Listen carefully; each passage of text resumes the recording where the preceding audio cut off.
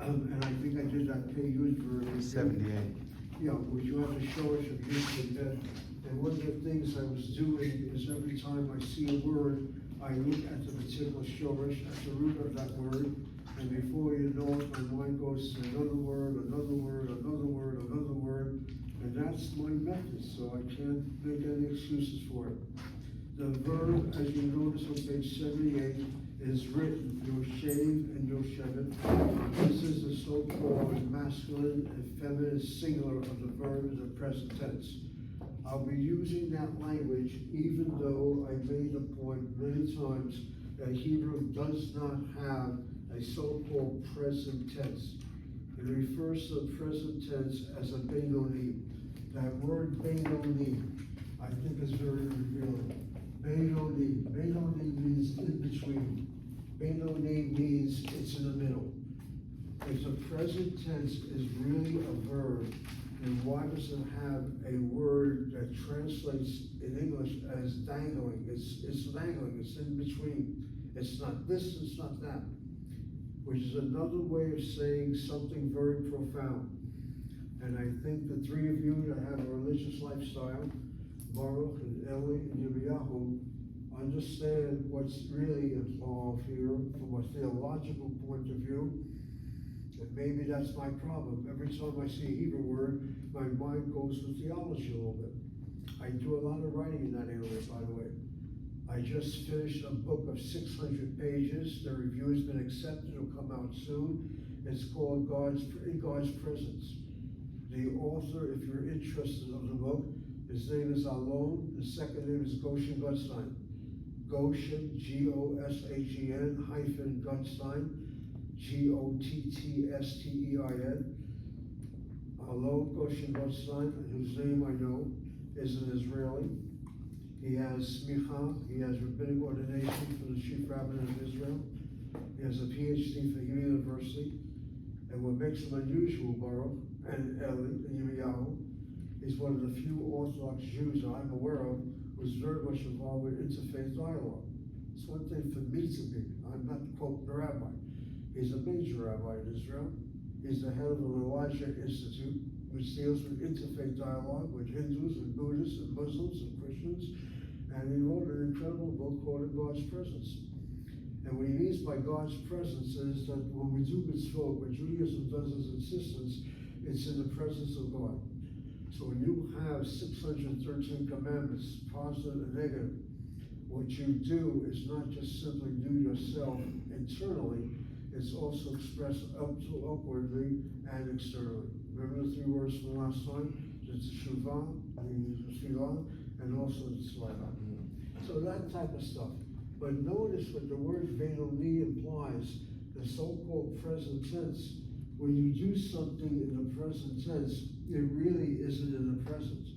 It is affected by how you've acted in the past, acts that already have been done, and how it's going to be worked out and get something to happen, which is the future. That is the Benoni. Hebrew does not have, quote, a present. It's a mixture of that which was and that which is going to be. It's not something static in the very present. I think that point, which is what I'm trying to interpret to be his philosophy, is very ideal. It happens to be accurate in my opinion. And then when you look at the very name, what is your name, which is found in the book of Exodus. Again, I bring the Torah to class because I don't want to use my mind as a memory. I know the verse, but what if I don't have it down exactly? And so if you're interested, and again, I don't have my glasses, Exodus chapter 3, I believe it is, in which you're asked, what do you call, what is your name? And then the reply is, if I can see it carefully, I can't. It's found in Genesis 14, the response is, Vayomer Elohim El Moshe. God said to Moses, I shall be, Asher, that, I shall be. Sentence number 14, Perek Gimel, chapter 3, Sefer Shemot. What kind of verse is that? Your English doesn't have I shall be, I shall be. I am that I am. The Hebrew does not have the verb I am. If it does, it will still be ani. Ani asher ani. The word ani itself means I am. The word atah itself means you and you are. The word who by itself means he and he is.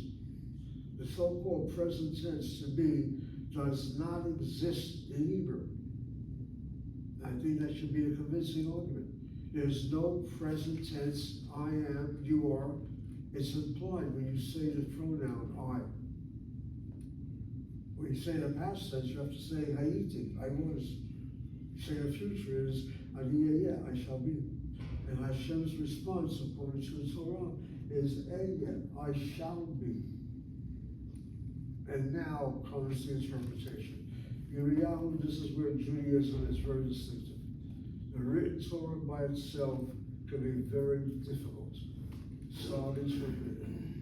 That's where the oral Torah comes in. And so the explanation I like to follow is that God will be as Israel is. As Israel behaves, as Israel acts, as Israel achieves, and as Israel fails, so you see the image of God. And for us Christians, it's called, or the Jews are special. They're the chosen people. And for Baruch and Eli, you got to get into your heads. There are thousands, if not millions, of Christians who truly believe you have a unique role to play. So play it. Don't act stupid. You are God's chosen. People, I know it's confusing, but that's the beauty of interaction. When you study Jew and Christian together, you can play with this a little bit. Anyway, the so-called verb in the present tense, there isn't. It's called an intermediary. It's called a benoni, in between. It's not that, it's not this, it's dangling. So the word shomer, for example, by itself is a noun. It means a watchman. Not just simply I am watching, or you're watching, or he's watching. And the same thing goes with the word Yoshev. Yoshev means one who sits, the sitting one, the sitting one. For example, who's Baruch? Baruch, why Yoshev? Baruch is the sitting one, the one who sits.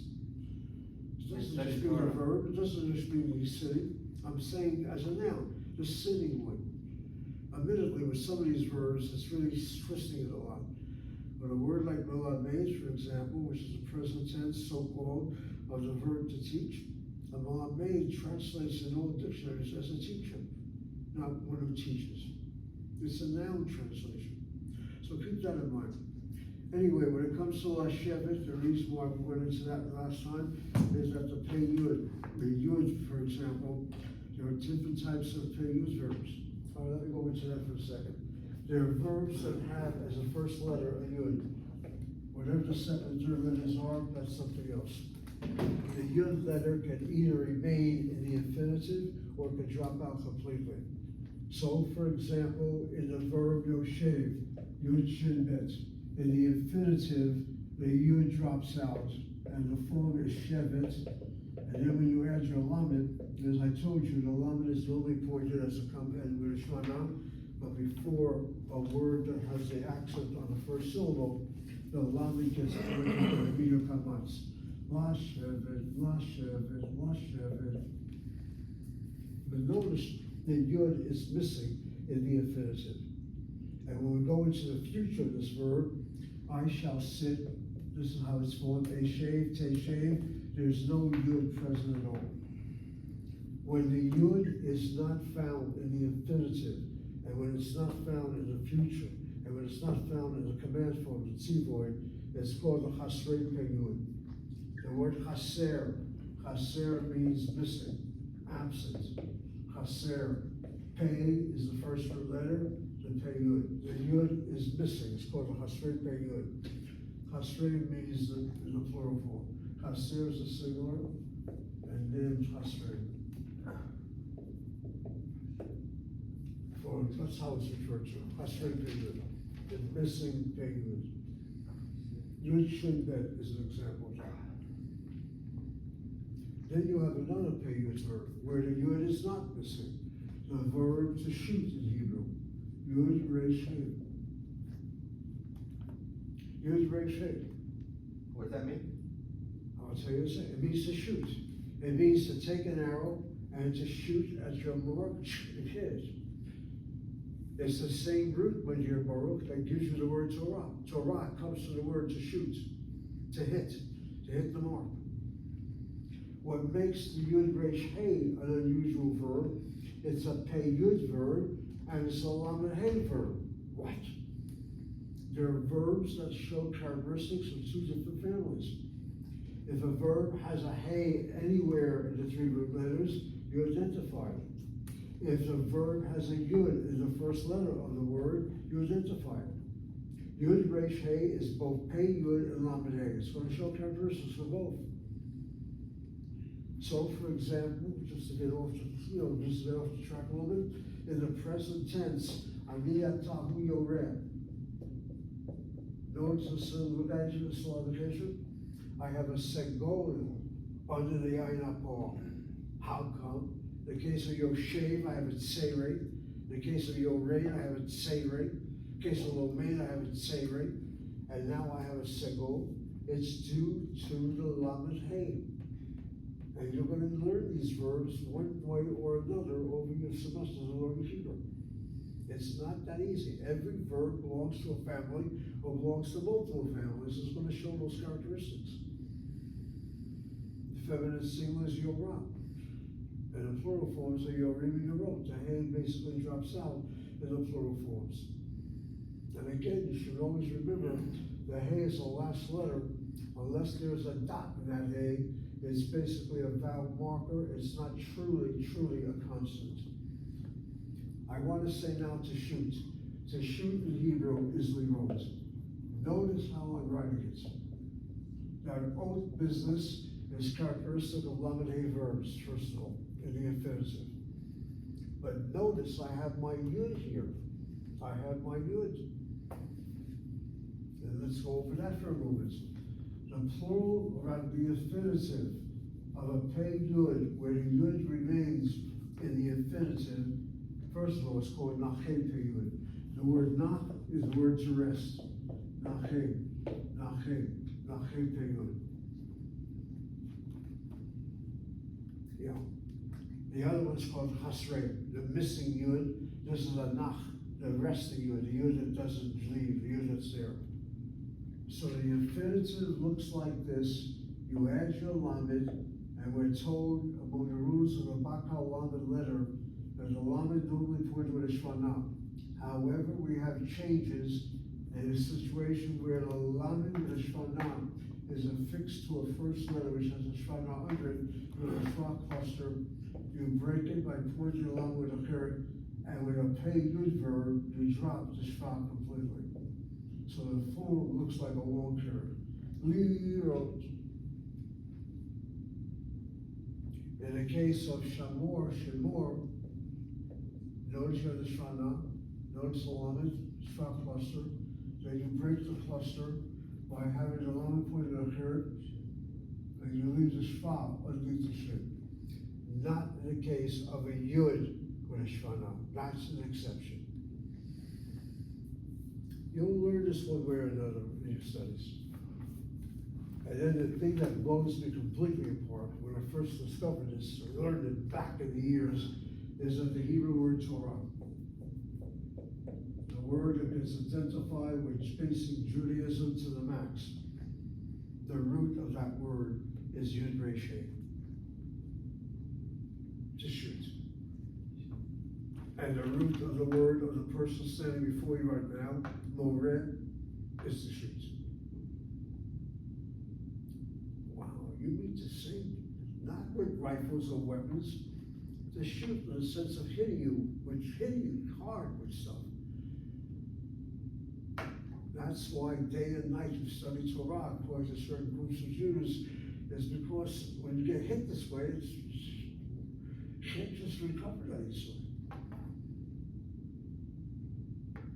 It's a powerful concept. It's always distinguished Judaism as a learning, teaching tradition.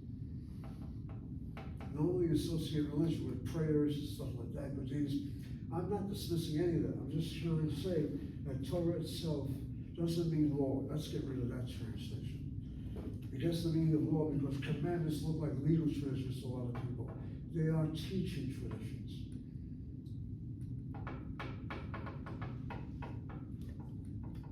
And a good example of one is the case that we had in the South. who is a Jew. At one time, it was the child of a parent, father.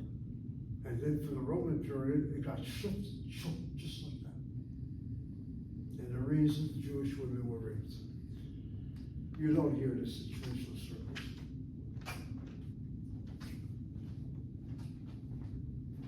And then to bring it up to your situation, and don't even try to deny what I'm saying. I have no doubts in my mind that there are Jewish people right now, some of them, whose fathers were Nazis,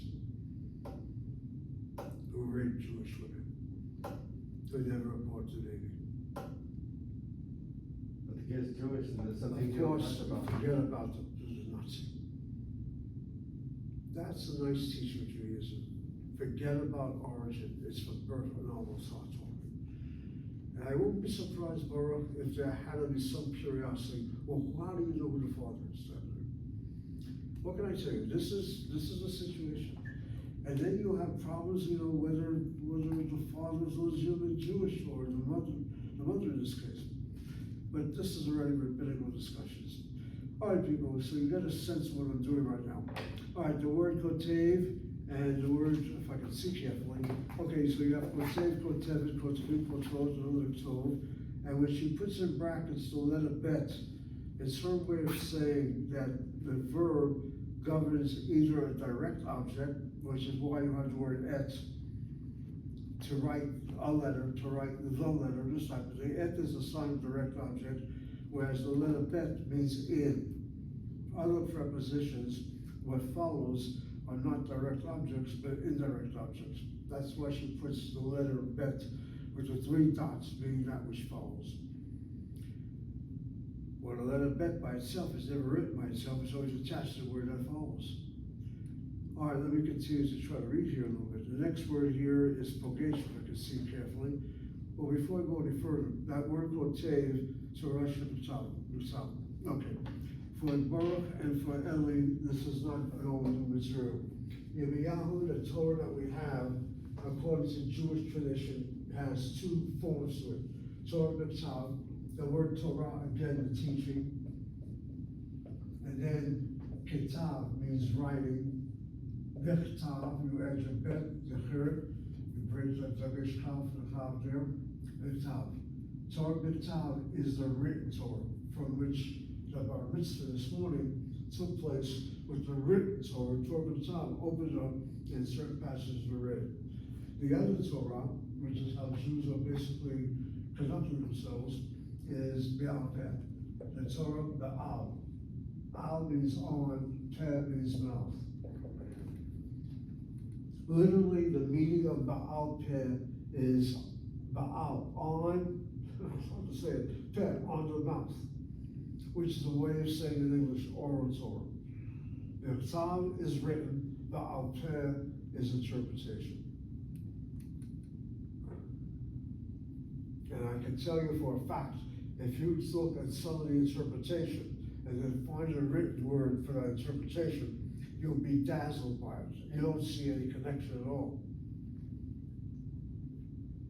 I have in mind a verse where Cain is asked about his brother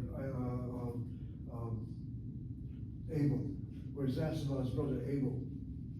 Cain is the name of the brother who kills Abel. And if I'm not mistaken, Cain is the vegetarian guy. Abel is the shepherd, the one that goes with hunting. You want to talk about misconfusion or confusion? You would think the hunter does the killing, and the vegetarian somehow is innocent. It's just the opposite. And the famous words are the mouth of Cain. The Torah does not vocalize.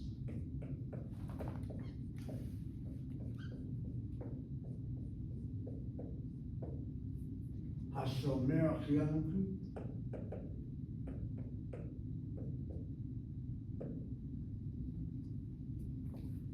Notice how I hesitated. I wrote the word Anochi with a medial kamatz. The emphasis is on the last syllable, Anochi. And consequently, it probably should be with a chataf kamatz. I mean with a Anochi, with a Chatapata. Yeah. The word Achi, notice how careful I am right now. Achi, I spell with a meter kamatz. It can well be spelled with a Chatapata. You see how hesitant I am? I might be spelling wrongly. I don't know. I don't have a written text in front of me with vowels. And then this word here. May it not be that Cain responds, Hashomerchi, raising his voice. I'm my brother's keeper. What do you ask me about my brothers? What do I watch over you? Notice the point is a Chatapata. If you say Hashomer with a pata, the Mishmazak and Hashem, that's a definite statement. I am my brother's keeper. But is that what he said? Or did he actually ask the question, am I my brother's keeper? As far as Torah Shabbat goes, he basically should be his brother's keeper. And now we're following three scholars. The most challenging statement about Cain and Abel, in my opinion, is that the vegetarian kills his brother. And Yirmiyahu was saying, what's the problem with that? It happens. The most notorious vegetarian of them all was Adolf Hitler. Put that down. Hitler was a vegetarian. He could not taste meat. He was disgusted by it. He loved methamphetamine. Well, how, you say to yourself, wait a minute, you mean he's the murderer? Well, why not? Oh, for God's sake, he doesn't kill animals, he doesn't. I find this to be unbelievable.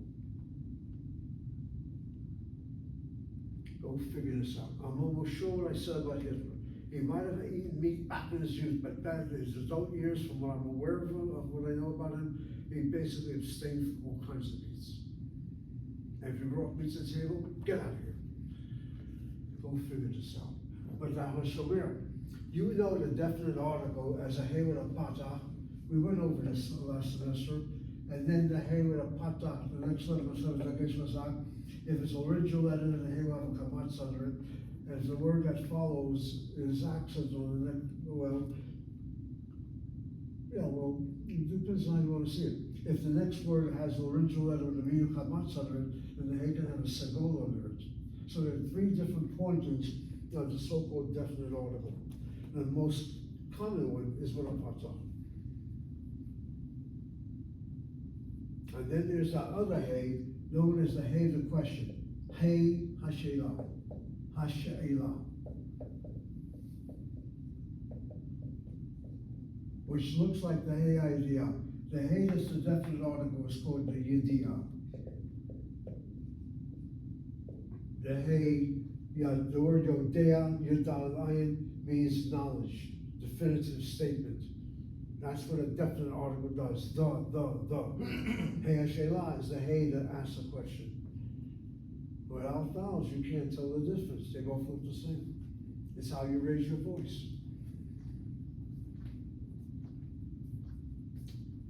Powerful teaching just based upon the Hebrew itself. Okay, I now look at the next word. The next word also presents a problem. Look at the word shomea. Look at the word, the word pogesh. I haven't finished with that word. The word pogesh is a regular shlemim verb. The verb kotev is shlemim as well. Only kotev has bigger kefil letters. So does pogesh has a dagesh as a peg. In the present tense, pogesh, which means to meet, aliyatahu pogesh, pogeshim, pogeshim, pogshot, and then the infinitive. Again, watch what happens. When you do the infinitive, and when you do verbs in Hebrew, the rule is you have to vocalize the verb. That's found in all Hebrew classes. This is what it looks like before you add the lamed. You then add the lamed with a shvana normal pointing. You have a shvat cluster. You break the kal luster by pointing the lamed with a keret. and then that negation, that pay drops out. It's there to begin with as a bigger capital letter, closer. And now it drops out, and that kirit is closed by the shpa underneath the pay. Let's try this one more time. When I first write out the verb, this is what it looks like. Notice I have a shpan not underneath the pay. Notice I have a dagesh in the pay. Notice the gimel letter, I don't have a dagesh kal, but otherwise it will look like a dagesh chazak, and this is not a true vowel, it's a half vowel. And now I'm adding the lamed. And the lamed has a shvat cluster. We break it by pointing the lamed with a kirit. We get rid of the dagesh kal in that pay. And what otherwise was a shvanach in Higosh now plays the role of a shvanach, CVC, which explains why I put a dagesh kal now in the gimel. And let me make another point. Hebrew grammarians treat this kirit as now a legitimate vowel, and that shva as an official shvanach. It's not artificial. They treat it as an official kirit closed by a shvanach underneath the pay. And if that's a shvanach, then the gimel letters follow the consonant, so that becomes plosive. Take the verb now, lechtov. Lechtov, again. You write ketov, this is the infinitive. And the lamed, you have the shvat cluster, point the lamed with a kirit. Drop the dagesh kal in the kaf. You treat that shpan now as a shvanach, and you add a dagesh kal in the top. Lechtov.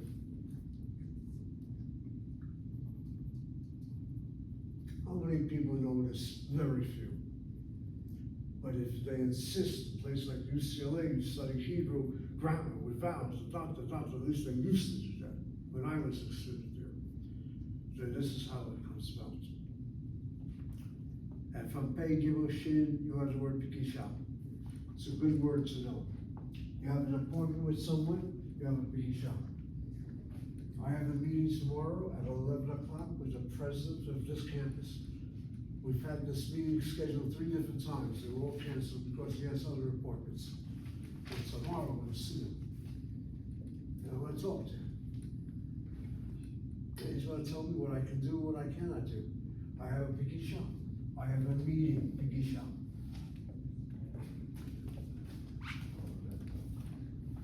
Hebrew, like all languages, will have multiple words which imply the same concept. Asefa is another word. Chatapatach underneath the aleph, I believe. Asefa.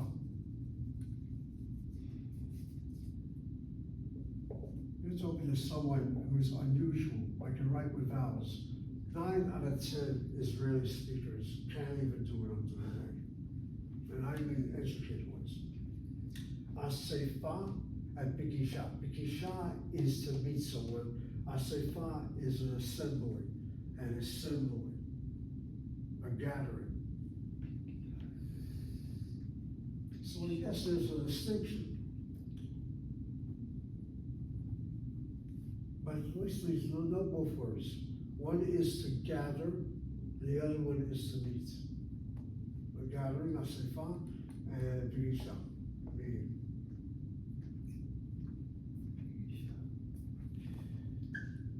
All right, the next word, if I can see it, is the word Yodea, is it?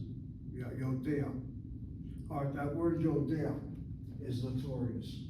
Yodea is a word you pick up almost immediately. Do you know the word or don't you? It's Yodea, lo, ani lo Yodea. Ani lo Yodea, I don't know. So what's so important about this word? What is important, one is the frequency of it. And secondly, what's important is the meaning of the verb to know. And let me get that across here. To begin with, notice the shorish. The first thing you do with any verb is check out the root letters. If you see a yud letter in the first position, if you see a laryngeal letter in any one of the 3 positions, take note of it, who belong to a family that has those positions. So Yud Dalet Ayin is both a Pei Yud verb and a Lamed Ayin verb. Wow. Which means what? It's going to show characteristics of two different verb conjugations. In the present tense, Aniyatahu Yo, they, and then you add a stolen pata, Yodea.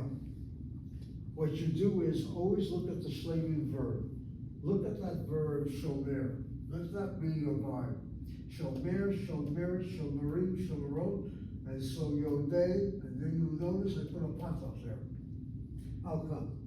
If words end in Hebrew with a last letter ayin, last letter chet, and the vowel before is any vowel except the ah or ah sounding vowel, like a minya kamatz, then you're going to have a glide to the last letter, written under the last letter, but pronounced before it.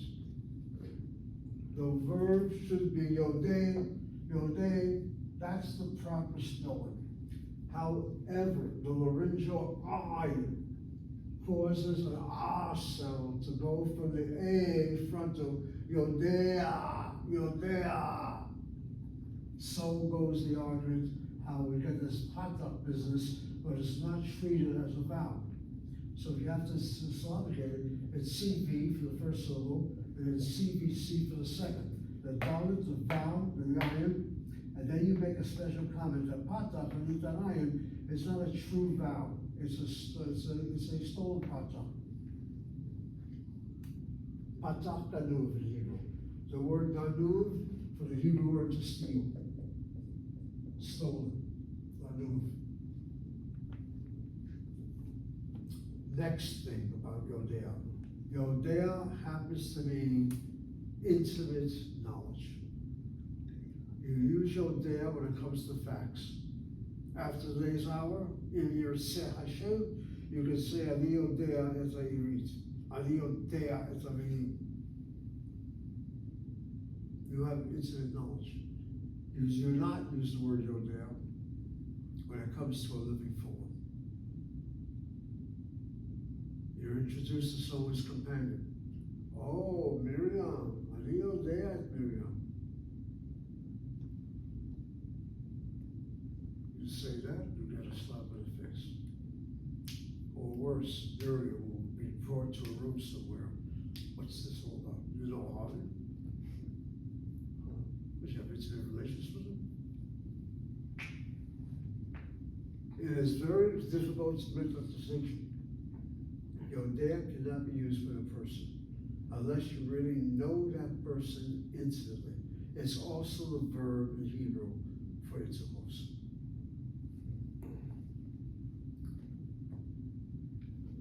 I don't know how many times a religious Jew tells his friends the next morning at morning services, oh boy, was I out of a night last night, I knew my wife. That's all you have to say, I knew my wife. This is true. What about we fulfilled the first mitzvah with a vengeance? How's that? We fulfilled the first mitzvah No, with a when I vengeance. saw Zeb Gomer got married, got divorced, got married, got divorced. You gotta be very careful with That's this the word. first commandment. Anyway, the word Yodea is a very common word. Hopefully people will learn the distinction. But my understanding, of course, is correct, is that you gotta be careful with that word Yodea, and that's it.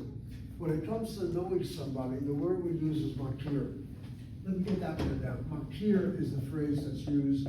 Makir comes from the shorish nun kavresh, it means to recognize. And what does makir mean? It means what? Makir is when you know someone. Ani makir otka. I know you.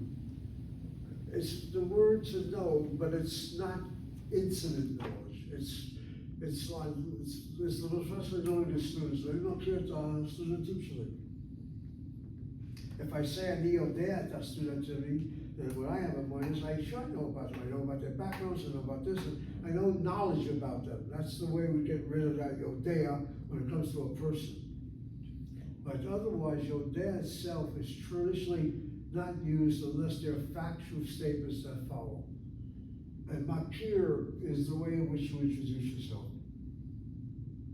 And it comes from the root of nun karesh, where that nun drops out. we have not yet seen a pay nun verb yet, and we have not seen a conjugation known as the Hiphil conjugation. There are 7 conjugational patterns in Hebrew. I'm just playing around still with the so-called Binyan Kal, or what's known as a Pa'al, the regular conjugational pattern. Anyway, regarding Yodea, you have that stolen patak. That's the first thing you have to notice about it. When it comes to the feminine singular, watch what I'm about to do. She probably gives it to you as Yodat. Yes, she does. Again, what you do is you look at Shomer, and you add a stolen patak, Yodea. Shomer feminine is Shomeret, right? So you think it would be Yodet, except you're told that the last letter ayin, after the letter, if the word is the last letter chet as well, will cause a sego before and the sego after to convert to a patak. It's not Yodet, it's Yoda'at, Yoda'at. Yodet, again, the accent is on a sego, short vowel, open syllable. And Yoda'at is no difference. You have a patak, which is a short vowel, open syllable, and therefore is accented. The plural forms look like shomerim, yoda'ir, look like shomerot, yoda'ot. It's the singular with the original letter ayin or het. Not so with a lamed aleph, and not so with a lamed he. And then watch the infinitive. The infinitive, well, let's take a look at Yud Shin Bet. Yud Shin Bet, the infinitive is shevet. The pei yud drops out, the lamed is pointing to the kamatz. We're told that the lamed is a kamatz before a word where the first syllable is accented. The yud dalet ayin, the chasrei pei ayin, pei yud.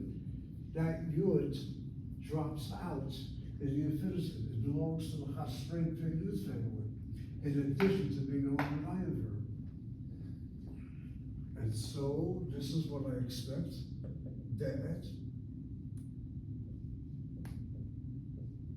the ayin causes the sego before and after to become patak, the lamed clicks on the point to kamatz. La da'at, how would you know that right away? You just would not. You first have to see it, learn it, repeat it. But you would almost see there's a similarity with Yud Shin Bet, another pagan verb. Only this one has also original, which causes the segos to become pataks.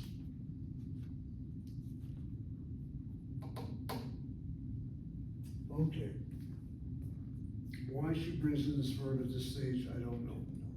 And then finally you have the word shomea. That shomea verb is particularly important. It deals with the notion of hear and listen. When I say hear, I don't mean H-E-R-E. I mean H-E-A-R. To hear something. Present tense. Aniyatahu shomea. Right? Again, you can follow Yodea. Or just follow the rules. Last letter ayin, vowel before is frontal, which we write out na or a sounding vowel. You have the glide to the last letter written underneath it, but said before it. Shomea, shoma is the feminine. Shome'im, shomot. Again, it's shin mem ayin is the shoresh. It's not a peyud verb, and so the infinitive. Watch what I'm doing. Shemoa. Take the verb to write. The infinitive is ketov, right? You take the shin ben ayin, you do the same thing, only you add the stolen patak. Here the ayin is following the front of vowel cholon. Add your lamed, shva cluster, you break it with a chirik, lishmoa to here. And the most significant association with shin ben ayin is the what's called the tzivoy, the command form. Hear, O Israel, Shema, which is identified as Judaism's most basic one sentence. And notice how it is phrased. And I guess this ought to convince all of you. The Eya Asher Eya. I am, I shall be, interwoven with God's presence. Shema Yisrael. It doesn't say Shema Olam. It doesn't say hear, O nations. It doesn't say hear, O world. Hear, O Israel. Hashem Elokeinu, the Lord our God. Hashem Echad, the Lord is one. God as God is one, understood through the trials and tribulations of a people called Israel. And if I were a Christian, and I'm going to play that role right now, you extend that word Israel to a Christian. Hear, O Israel, the Lord, our God, the Lord. 3 times the word is referred to. The Christian can identify the Trinity with God, God, God. See what I did? I took a verse that's been taught. I gave 2 interpretations.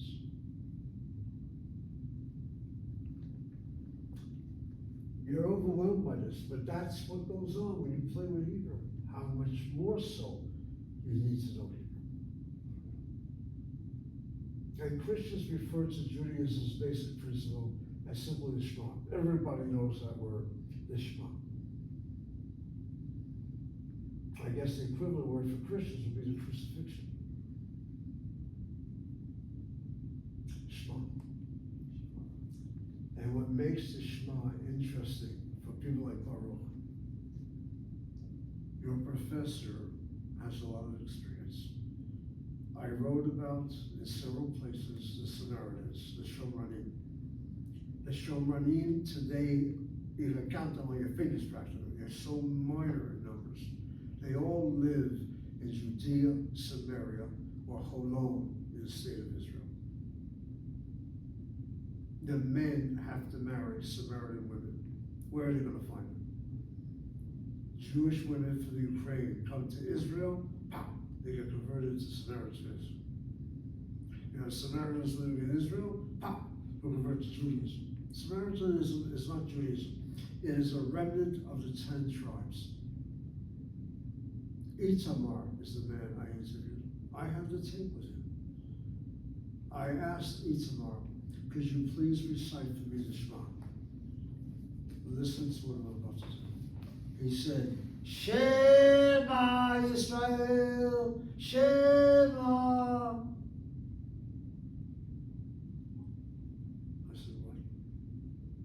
Shema. Shema. You're saying perhaps the word is Shema. Shema. I then shut up. Samaritan Hebrew does not say Shema. They say Shema. It's no doubt Shema, but their Hebrew is different. It sounded like maybe Israel, the Lord our God is one. Let's get down that word. The word Shema. Shema, when you see it spelled out, for God's sakes, it doesn't look like the word Shema. I know it doesn't. But in pronunciation, that's exactly how we said the word Shema. Shema. And I learned a lesson. You just shut up when someone says words. They pronounce it differently. You go to Africa, I'm sure they have words, for same words sound differently depending on what tribal traditions you have.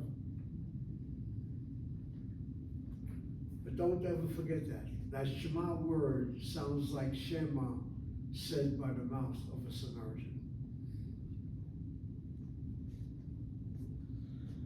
Why it's so important to, I don't know how to express it. And Arabic, and Farsi, and Jews who are Ashkenazim, their pronunciation of Hebrew is totally different than Sephardi. I would not be shocked if a Sephardi Jew tells me, I don't understand this guy's Hebrew at all. He garbles it. Yeah. Am I right, girls? You have a hard time hearing Ashkenazi Hebrew? Well, I was with Ashkenazi for 25 years before I returned to the Sephardic. Okay, then you are familiar. Yeah, Yeah, but there's a total sound difference. very much so. And Sephardic is extremely melodious. The Ashkenazim, they throw in whatever they go. Especially if you speak Yiddish. I am familiar with Yiddish. Anyway, that's the way it goes. Okay, I guess that takes care of it. Then you have 3 different expressions. Universitat Tel Aviv, which means the University of Tel Aviv. I'm trying to see what's written here. And then you have departments, okay. Yeah, the Chug, okay. Chug the Historia. Okay, that word Chug for the apartments. Let me comment about that. That word Chug. All right, there are 2 words. She uses the word Chug. I'm familiar with another word. I'm familiar with both words, let's put it that way. And let's just get it down properly. Chug is one word. Chug, she uses. Machlaka is another term, which I am familiar with. Machlaka, how can I put it here? Has the shoresh of Het Lamekuf. Again, Garber's rule of detection. Whenever you have a noun more than 3 letters, chances are the first letter or the last letter is an addition and the root is found with the other letters. When you have a 5-letter word, then there's no doubt that the last letter is addition and the first letter is an addition. So the shoresh of the word machlaka is Het Lamed Kuf. So what's important about that? What's important is that word Het Lamed Kuf gives us words like chelek. Chelek means a portion. Portion. Chelek. And once you see words like that, you should be able to now come up with its formula for the plural. Chelek looks like the word sefer, looks like the words, sefer comes to mind, and chelek. These are segolate nouns. A segolate noun, the plural, as a shva, a kamatz, a kirkud mem, and chelek would therefore have a shva, a kamatz, a kirkud mem, and then a chet going to take a shana, and in its place, a chatapachak replacement, halakim. Halakim means pieces or portions. A machlokah is a division, separating from the whole.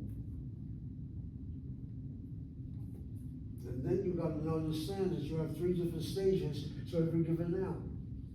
The word machlokah by itself is the absolute state. When I add the definite article, it's a definite state. Ha-machlokah, the department, or the division. And then the construct, the department of, the kamatzeh in this case becomes a single tav, machleket.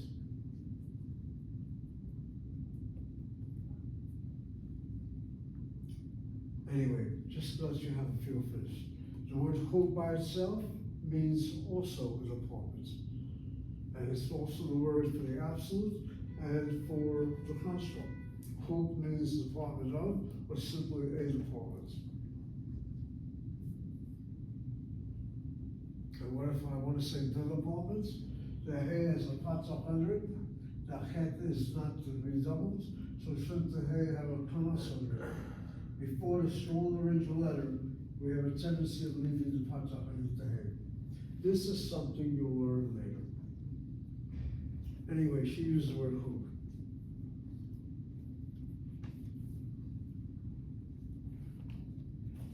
I continue.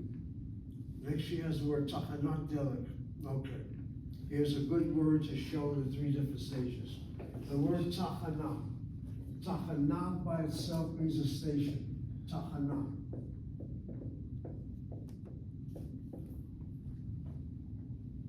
I'm trying to figure out if that's the right spelling.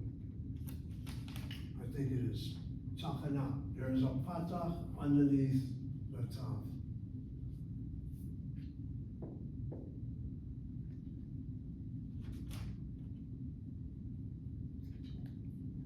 Let me just double check. I don't have my glasses, it's hard. She has a patach there for tachanat, right? Yeah. Dear people, let me just double check something now. The very fact I think I'm right, does not mean I'm right. The only problem is I have a hard time finding this word now. Otherwise, I'll give it to Ellie and he'll find that word for me. Tachanadelek. Oh, I want to find the word tachana. It's probably spelled the way I have it, a patach anita tav, and a chatach patach anita chet. I can't see it. I see right here, it says, know what this is, Ellie? What is it? You want that word, tahana? Tachanat. Tell me what the vowels are. It looks like tav. Tav, Chet, Nun, Tav. No, it's not the spelling, it's the vowel one. The vowel, okay, the one on the bottom. What, right? patach? Patach, and then. No, I know what it says, I find me the word tachana here. Hang on. Let me find you. Just tell me what's underneath the top. For the word tachana. Tachanat with the kamats. And then, okay, we have to find with Chet. So it's gonna take a while. I have it right here, tahanat, gastet, No, tahanat, but delek. she has this as a construct. Oh, okay. Ah, it's a shame.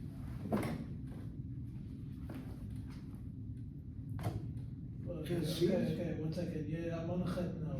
Tav, Chet. 1 second. Now- Tachana is patach, then it's chatav patach, Okay, and that's kamats. fine. Okay. That's what I was. All right, I was right the first time. Thank you. Ellie, I can't see. Right here. Okay, even if you're sorry. Yeah, you're not. You're the best, you're the I'm best telling people you, over here. I've been around. My right eye, first of all, is damaged since 1990s. I can't see. All right, the word tachana. I'll tell you one thing, I'm grateful that my mind still works in some of this. All right, the word tachana. Tachana, the way you see it spelled, and let me go over this for you. The word as an absolute, what's meant by absolute is the word as it occurs in the dictionary. Now, you syllabicate a little bit. The consonant tav has a dagesh vowel in it. The patach anita tav is a short vowel. You stop right there. Short vowel, closed syllable. You don't see a shvan nach underneath that head. You definitely don't see a dagesh chazak in that head. So how the hell to figure this out? The theory has it that the head probably originally had a shvan nach, and people would say tach na, tach, and every time they went tach na with a head in the throat, so I'm told, they came out with a sound tachana, tachana. So when you see a word that looks so irregular, the explanation is short vowel, open syllable, potentially closed. Potentially closed. I got a call now from heaven. Potentially closed. That's the explanation. Whenever you see a short vowel, next letter is a laryngeal letter, particularly the ayin letter or the het letter, you claim that that vowel is not to be accented if it's not, and therefore potentially closed. The Hebrew word is skura. The word sagur means to close. Skura will make it feminine. Skura bakoach is closed by the power of your pronunciation. Koach means power. Skura bakoach. Okay, so it's CV, short vowel open, but it's potentially closed. We claim it is skura bakoach. The second syllable, as you see it, the chet has a chataf patach under it, C ayin. The nun has a kamatz under it. Last letter hey is a vowel marker, so you write C ayin CV with a C in brackets. The word tachana means station. Station. That's the absolute form. What's called the definite state of the noun, you add the letter hey before the tav itself, and so it is hatachana. Same spells with tachana. The hey is a patach, and so the dagesh now in the tav is no longer dagesh kam, it's dagesh chazak. And then there is a third stage which goes through changes. The kamas hey becomes a patach self.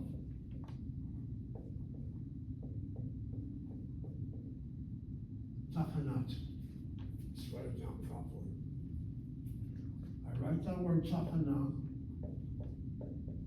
Only the comments say now because the Pataktav is the feminine singular construct form. Words that end with kamatse and the feminine singular words in their construct form become a Pataktav. It means station of. Doesn't mean a station or this station, it's possessive. Station of, Tachanat. And then it gets qualified. Delik is the Hebrew word for oil, delik, gas. I guess gas. Tachanat delik. So when you drive a car, after so many miles, you go to a Tachanat delik, as you translate it that way, and you have a gas station. When my family made Aliyah in the mid-1950s, delik was one word I had to pick up immediately. I know you can't understand this, so I'll explain it to you. They did not have every apartment a heater. Your heater was something you carried in hand and brought it to where you were sitting. I don't know if you can imagine this. Was it electric or fire, or what was it? It was gas. Oh, it was gas? No. The wagon with gas comes down every few days. How much more so before Shabbat, Thursday, maybe Friday morning? And you bought gallons of gas, you brought them upstairs, made sure it was a safe place, and you filled your gas container that way. That's how you heated up the room. You didn't have heaters all over the place. We're talking about the mid-1950s. Now every apartment in Israel, I'm sure, is well occupied, or well, prepared for this. Jeremiah, do you remember a heater when you were a child? Not like what you're talking about, no. Okay, but there were heaters. I mean, as children in the Bronx, New York, I'm trying to think now. My youth in the Bronx is 1940s, probably something like that. I just know in Israel, that's what they had, at least my apartment, my parents' apartment. And that word delik, I picked up that word immediately. That was the key word, delik. And again, the seglet now, Jagesh Kavan Dalit, the plural would be Delakim. And by driving a car in Israel, you just have to tank up once, you drive the whole month with that car. You don't drive much in Israel, you go around the one block and that's it.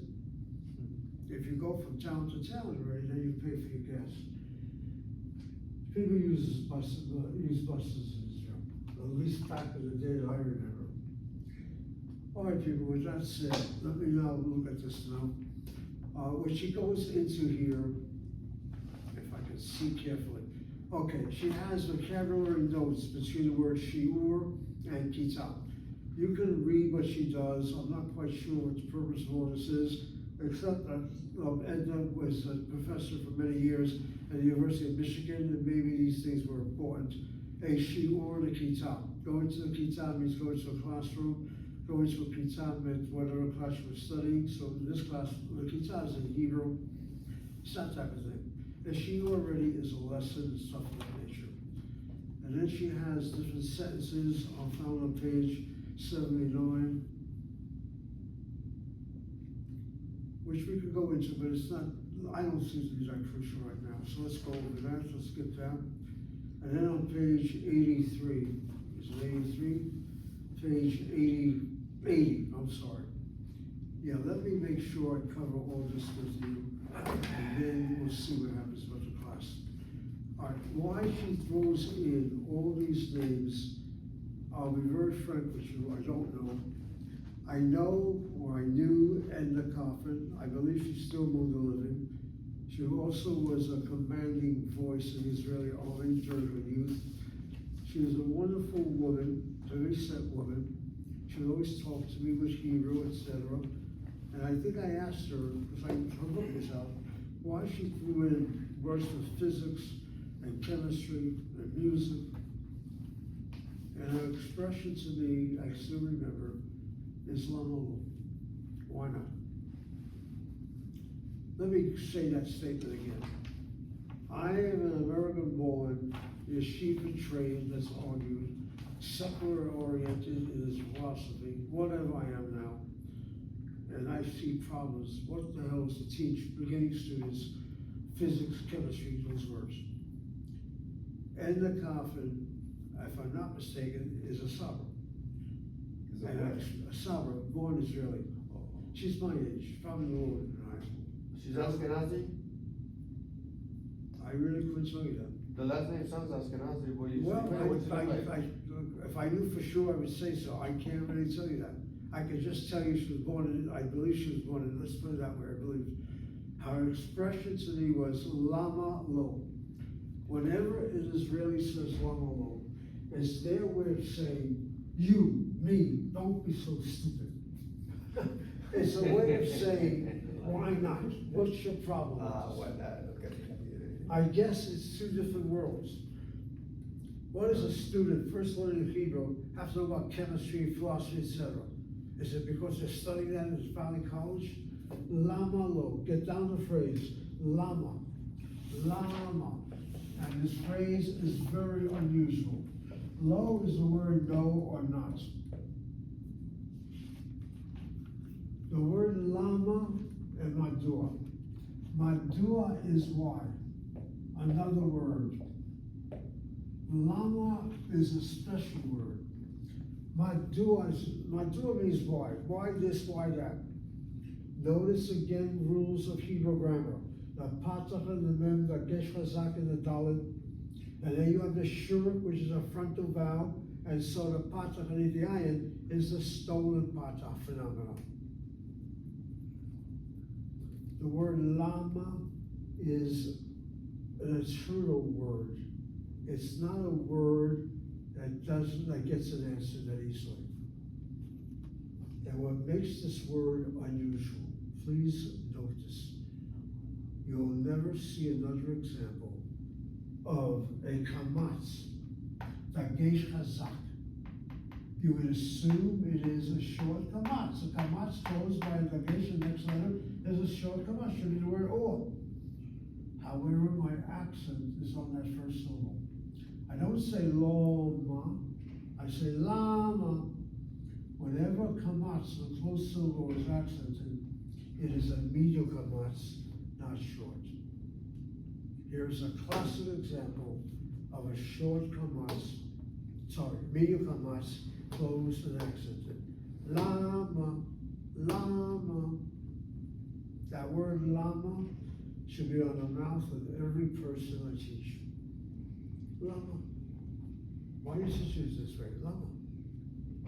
Lama said. Lama says it. And when you say the word lama, you don't just simply mean an artificial answer, which would be madua. Lama is deep. Deep. And when the Israeli tells me lama lo, why not? It's her way of saying, we teach, we don't play around. I still didn't get an answer. But it's good to know some of these words. If I can read them, I can't even read these words.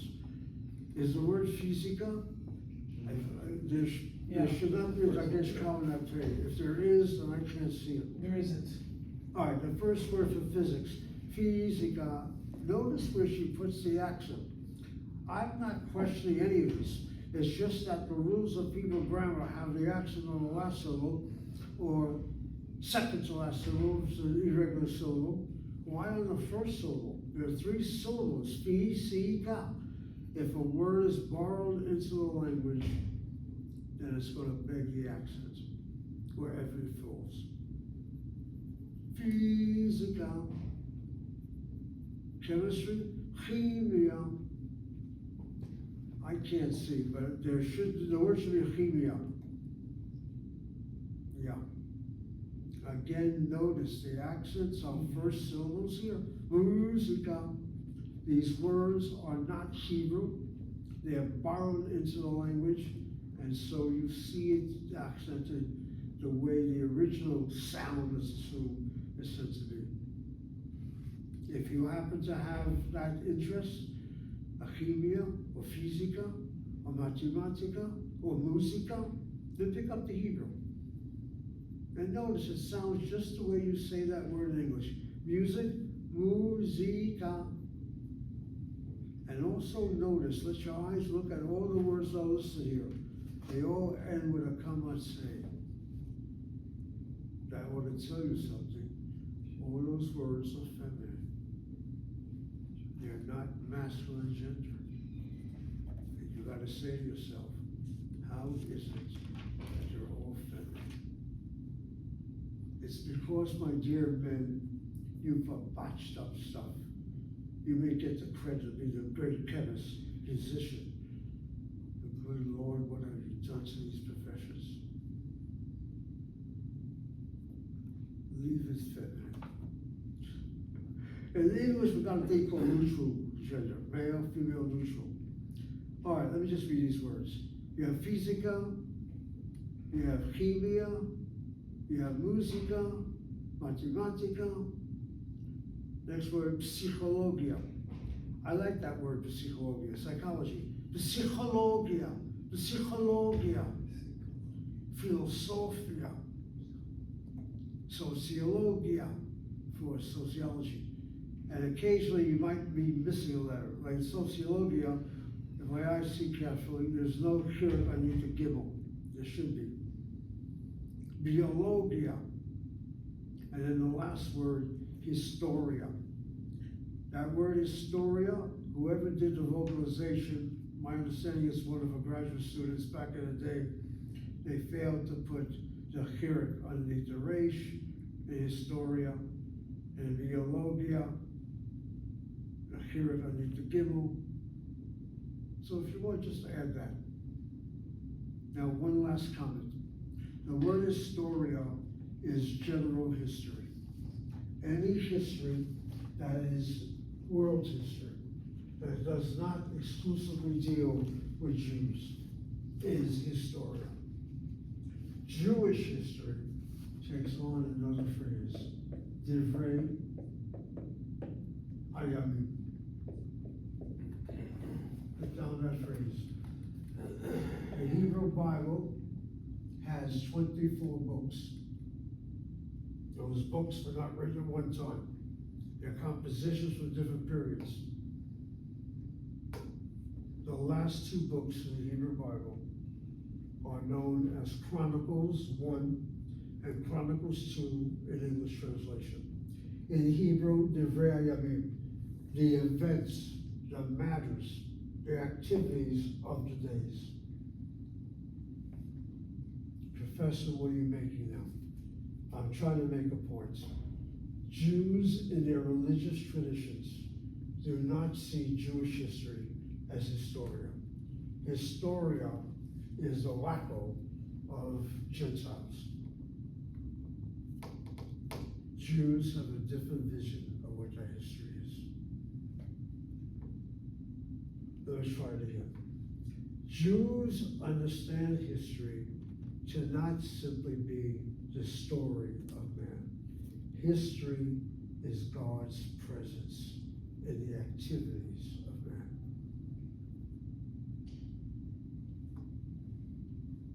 And so the language is that of religion. The words of the days.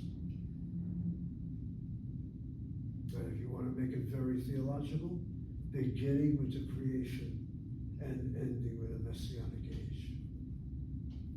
And if you want to be very realistic, all books except one are shut down in Yemei Mashiach.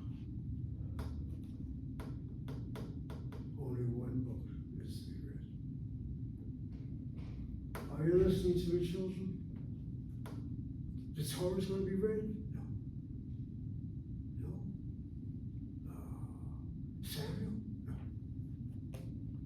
The book that's going to be read, and even Ellie's going to be shocked, is the one book that does not have the name of God. What? There's one book in the Bible that lacks the name of Hashem. Is the Megillah? It's the book of Esther. Yeah, that's, Call it what you want. Megillah is something you read from a scroll, Oh, so okay. special. oh, okay. The book of Esther Yirmiyahu is the only book that lacks the name of God. And that's the book that we read in the Messianic age. And the three of you have got to ask the question, for heaven's sakes, what the hell are you talking about? Even in an age of no more swords into plowshares, spears into pruning hooks, according to Isaiah, there always will be what is a perennial problem facing the Jew right now. Are the three of you that stupid? Why are you letting us continue this class? They shut down Hebrew. Anti-Semitism will be in charge. The book of Esther deals with anti-Semitism.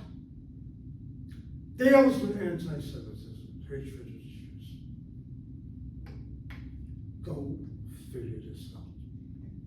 You just got yourself in the bar. Share it at firm. It's off the wall. All I can tell you is that Jews have a word for history, the words of the days.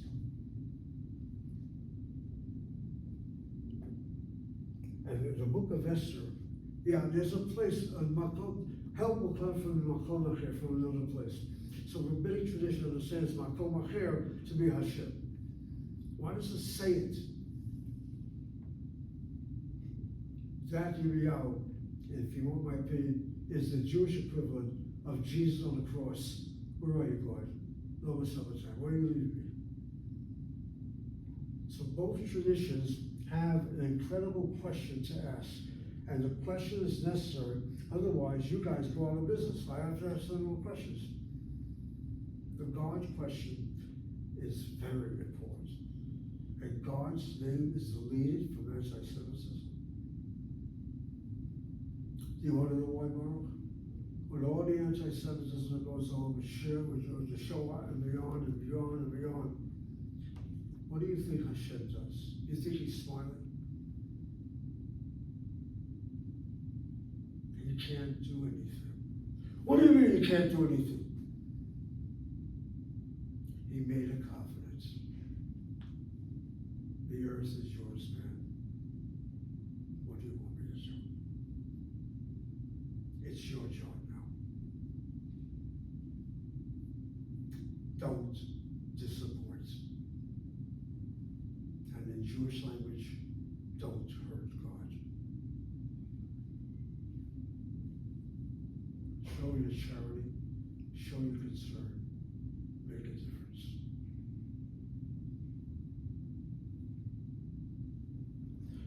These are powerful lessons. All right, people, let me see how you want to do this. We can end the class now and let you guys go home, or you can take a little break. Are you ready to go home? Or do you want to take a little break? I know it is easy. Let's do it this way. Let's end it around a few more minutes. Take a 10-minute break, come back around 10 after. We'll have another few more minutes, and I'll switch you. Just take a share tea break, whatever. I gotta get my teeth taken care of. I really